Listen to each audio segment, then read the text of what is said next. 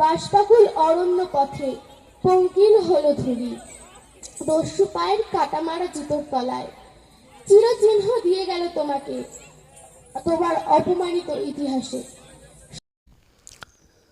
গত 25শে বৈশাখ প্রভাতী পথ পরিক্রমার মাধ্যমে রাখি বন্ধন করে দেশের মানুষের মধ্যে যুদ্ধকালীন পরিস্থিতিতে ঐক্যবদ্ধ থাকার বার্তা ছড়িয়ে দিয়েছিল চুঁচুড়ার সৃষ্টি নৃত্য শিক্ষা কেন্দ্র।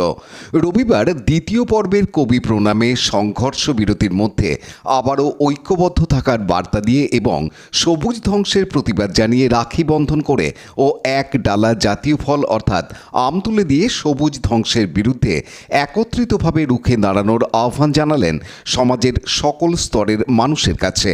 চুঁচুড়ার রথতলা রামকৃষ্ণ পার্কে অনুষ্ঠানের শুরুতেই কাশ্মীরে পর্যটক ও সাধারণ নাগরিক এবং সেনা জওয়ানদের মৃত্যুতে 1 মিনিট নীরবতা পালন করে অনুষ্ঠানের সূচনা করা হয় প্রদীপ প্রজ্বলনের মধ্যে দিয়ে।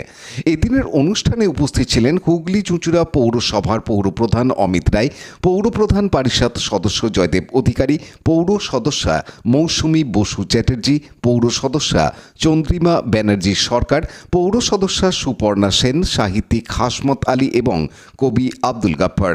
রবীন্দ্রনাথের নাচে গানে কবিতায় এদিনের সন্ধ্যা মুখরিত হয়ে ওঠে।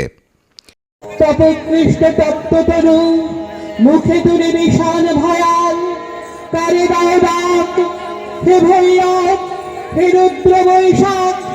বৈশাখ তপস্বী, তার খরতা প্রচন্ড। পুরাতন জীবনের ক্ষুদ্রতা, তুচ্ছতা, জীর্ণতার বন্ধন থেকে মুক্ত হবার জন্য বজ্র গর্জনে রুদ্রের আহ্বান এসে পড়ে আমাদের সকলের কাছে। রুদ্র, তোমার দারুণ দীপ্তি এসেছে দুয়ার ভেদিয়া, বক্ষে বেজেছে বিদ্যুৎ বাণ স্বপ্নের। সৌমিত্র সিংহের report, Hooghly TV. Like, share, subscribe করুন হুগলি টিভি। খবর এখন বুক পকেট।